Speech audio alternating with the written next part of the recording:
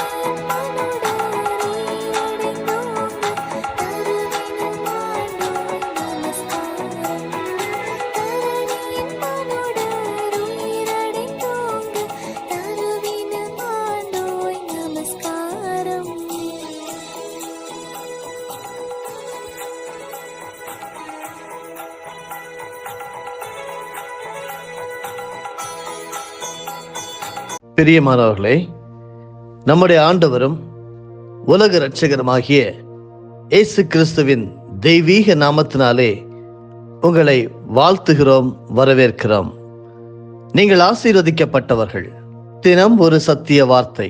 இந்த நாளுக்குரிய தியானத்தின் தலைப்பு வேரோடு பிடுங்கு. எபேசியர் 4:31.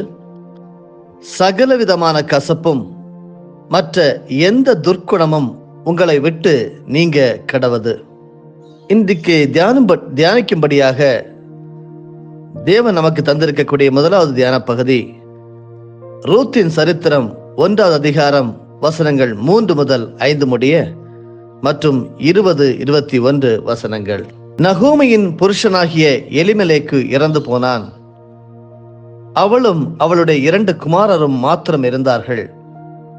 இவர்கள் மோவாபியரில் பெண் கொண்டார்கள். அவர்களில் ஒருத்தி பேர் ஓர்பாள், மற்றவள் பேர் ரூத்.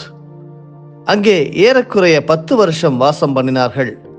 பின்பு மக்லோன், கிலியோன் என்னும் அவர்கள் இருவரும் இறந்து போனார்கள். அந்த ஸ்திரீ தன் குமாரர் இருவரையும் தன் புருஷனையும் இழந்து தனித்தவள் ஆனாள். வசனங்கள் 20 மற்றும் 21. அதற்கு அவள், நீங்கள் என்னை நகோமி என்று சொல்லாமல் மாறாள் என்று சொல்லுங்கள். சர்வ வல்லவர் எனக்கு மிகுந்த கசப்பை கட்டளையிட்டார். நான் நிறை உள்ளவளாய் போனேன். கர்த்தர் என்னை வெறுமையாய் திரும்பி வர பண்ணினார். கர்த்தர் என்னை சிறுமைப்படுத்தி சர்வ வல்லவர் என்னை கிளேசப்படுத்தி இருக்கையில் நீங்கள் என்னை நகோமி என்பானேன் என்றாள். வேரோடு பிடுங்கு. ரெபேக்கா தனது சகோதரரின் குடும்பத்தை குறித்து மிகவும் கவலை கொண்டிருந்தாள். கணவன் மனைவி இடையிலான பிரச்சனை முடிவடைய வேண்டும் என்று தேவனிடம் உருக்கமாய் ஜெபித்து வந்தாள். ஆனால் சில நாட்களில் அவர்கள் இருவரும் விவாகரத்து செய்து கொண்டார்கள். அவரது மனைவி குழந்தைகளை வேறொரு ஊருக்கு அழைத்து சென்று விட்டார்கள். ரெபெக்கா மிகவும் அன்போடு நேசித்த அந்த குழந்தைகளை மறுபடியும் அவளால் பார்க்க முடியவில்லை. இந்த கவலையை எனக்குள்ளாக அதிகமாக நேரம் வைத்ததினால் எனக்குள்ளே ஒரு கசப்பான வேறொன்று வளர்ந்தது. என்னை சுற்றி இருக்கும் நண்பர்களையும் குடும்பத்தினரையும் பாதித்தது. அனைவருக்கும் பரவ ஆரம்பித்தது என்று சில வருடங்களுக்கு பின்னர் அவள் கூறினாள்.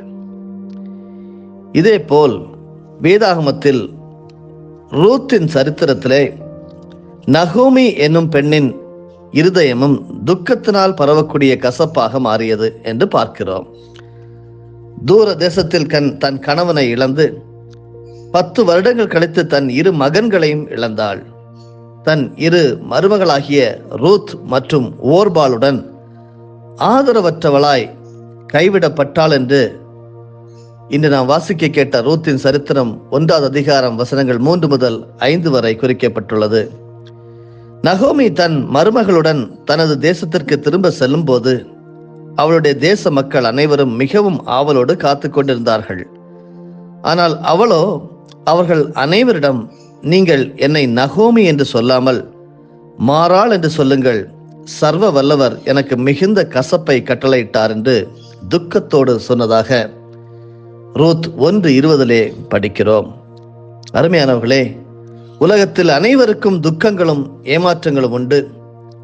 அது நிமித்தம் நாம் கசப்புள்ளவர்களாய் மாறும்படி தூண்டப்படுகிறோம். சில வேளைகளில் நம் இருதயம் புண்படும்படி ஏறேனும் ஏதாவது பேசினால் கூட அப்படி ஆகலாம். அல்லது நம் எதிர்பார்ப்புகள் நிறைவேறாமல் போனால் அது ஏற்பட வாய்ப்பு இருக்கிறது. ஆனால் நம் இருதயத்தின் கசப்பான வேர்களை பிடுங்கி போடும் நம் தேவனிடம் நான் இவைகளை ஒப்புக்கொள்ளும் போது அவர் அதை ஆனந்த இருதயமுள்ள ஆவியாக மாற்றி விடுகிறார் என்பதை நீங்கள் அறிந்திருக்கிறீர்களா? எப்பொழுதாவது உங்கள் வாழ்க்கையின் எந்த பகுதிகளில் கசப்புள்ளவர்களாக காணப்பட்டது உண்டா?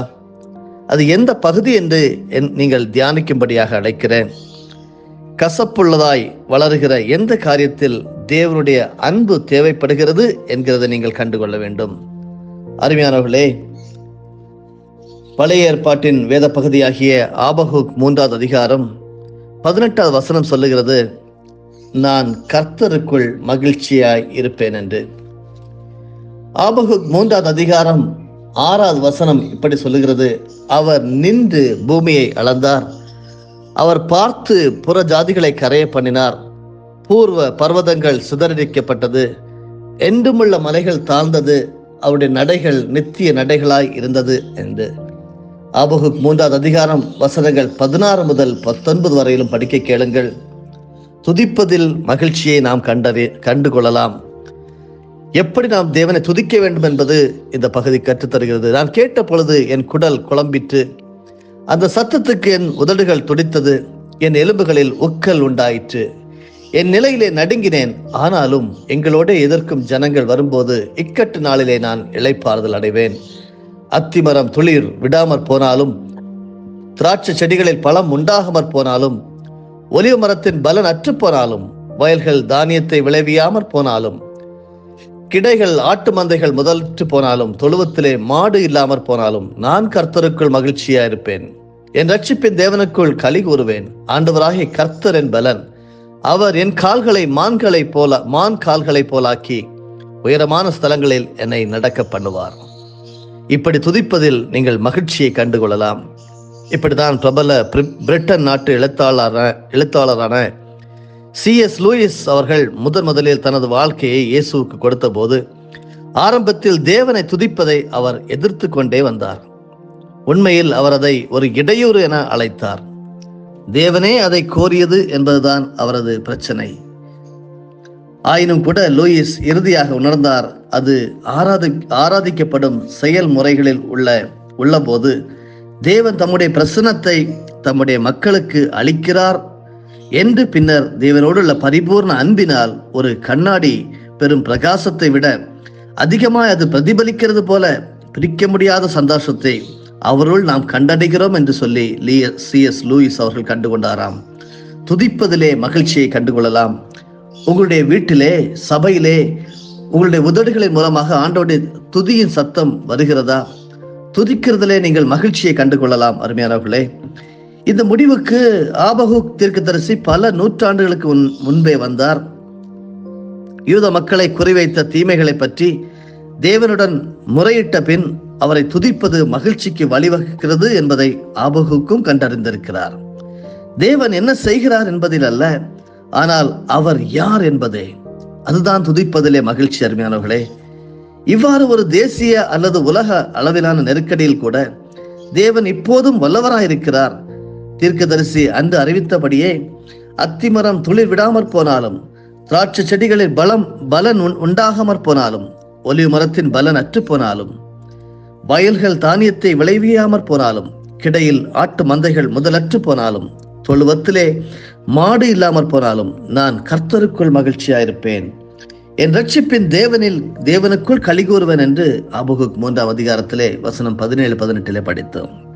அருமையான தேவனுடைய ஜனங்களே, நான் இரட்சகராகிய தேவனிடத்தில் மகிழ்ச்சியாயிருப்பேன் என்று கூறினார். C.S. லூயிஸ் உணர்ந்தபடி உலகம் முழுவதும் துதியின் சத்தம் ஒலிக்கிறது. அதே போல ஆபகுக்கும் தேவனை எப்பொழுதும் துதிப்பதற்கு அவர் அர்ப்பணித்தார். நித்திய நடைகளாய் இருந்தவருள் மிகுந்த மகிழ்ச்சியை கண்டார் என்று அருமையான இந்த அதிகாரம் நமக்கு கற்றுத்தருகிறது. என்னை கேட்டுக்கொண்டிருக்கிற சகோதரியே, வேரோடை பிடுங்கக்கூடிய காரியங்கள் அநேகம் உங்களுடைய வாழ்க்கையிலே உண்டு. சகலவிதமான கசப்பும் மற்ற எந்த துர்க்கணமும் உங்களை விட்டு நீங்க கிடவது என்று எபேசியர் 4:31 சொல்லியிருக்கிறது போல எல்லாவற்றையும் நீங்கள் களைந்து விட்டு கர்த்தருக்குள் மகிழ்ச்சியா இருக்க கற்றுக்கொள்ள வேண்டும். நீங்கள் தேவனை துதிக்கும் போது உங்கள் ஆவியில் ஏற்பட்ட தாக்கம் என்ன என்பதை நீங்கள் அறிந்து கொள்ள வேண்டும். தேவனின் நன்மையின் பிரதிபலிப்பில் அவரை துதிக்கக்கூடிய 3 விஷயங்களை நீங்கள் இன்று பெயரிடுங்கள், பட்டியலிடுங்கள், அதை தியானிங்கள். தேவன் நிச்சயமாக துதிப்பதிலே மகிழ்ச்சியை உங்களுக்கு காண்பிப்பார். ஜெபிப்போமா? பரிசுத்தமுள்ள நல்ல தந்தையே, ஆசீர்வாதமும் மன மகிழ்ச்சியுமான ஒரு நல்ல மாதத்திற்காக ஸ்தோத்திரம். இந்த புதிய நாளிலும் கூட கர்த்தர் எங்களை வேரோடு பிடுங்கும்படியாக சில காரியங்களை, சகலவிதமான கசப்பும் எந்த துர்க்குணமும் எங்களை விட்டு நீங்க கிடவது என்று சொல்லி நாங்கள் செபிக்கிறோம். தேவனே, நீர் வெளிப்படுத்தும் நன்மைகள் ஒவ்வொன்றையும் நாங்கள் காணும்படியாக, அணுவாக நாங்கள் அனுபவிக்கும்படியாக எங்கள் ஒவ்வொருவருக்கும் உதவி செய்ய வேண்டுமா செபிக்கிறோம். எங்கள் இருதயத்தில் கலைகளாக வளர்ந்து கொண்டு இருக்கக்கூடிய எல்லா விதமான கசப்பும் மற்ற எந்த துர்க்குணமும் எங்களை விட்டு வேரோடை பிடுங்கி போடும்படியாக நாங்கள் செபிக்கிறோம். அன்பின் தேவனே, துதிப்பதிலே நாங்கள் மகிழ்ச்சியை கண்டுகொள்ள ஆபகுக் தீர்க்கதரிசி எவ்வளவோ தீர்க்க தரிசனம் உரைத்தும் அந்த ஜனங்கள் அப்படி இருந்த போது ஆண்டவரே, அவர் துதிப்பதிலே மகிழ்ச்சியை கண்டுகொண்டார். நான் கர்த்தருக்குள் மகிழ்ச்சியாயிருப்பேன், என் ரட்சிப்பில் தேவனிலே களி கூறுவேன் என்று சொன்னது போல நாங்களும் இருக்க உதவி செய்வீராக. அன்பின் தேவனே, கடினமான காலங்களிலும் எங்கள் இருதயத்திலும் எங்கள் உதடுகளிலும் மகிழ்ச்சி நிறைந்த ஆவி என் துதி எப்பொழுதும் உமக்கு உண்டாக எங்களை அர்ப்பணிக்கிறோம். கர்த்தர் அப்படியே வழி நடத்தும். வெற்றியின் மாதமாக, வெற்றியின் நாளாக அறிவிக்கிறோம். இயேசு கிறிஸ்துவின் மூலமே பிதாவே, ஆமென். என் ஆத்துமாவே கர்த்தரை ஸ்தோத்தரி, என் முழு உள்ளமே அவருடைய பரிசுத்த நாமத்தை ஸ்தோத்தரி. என் ஆத்துமாவே கர்த்தரை ஸ்தோத்தரி, கர்த்தர் செய்த சகல உபகாரங்களையும் மறவாதே. ஆமென்.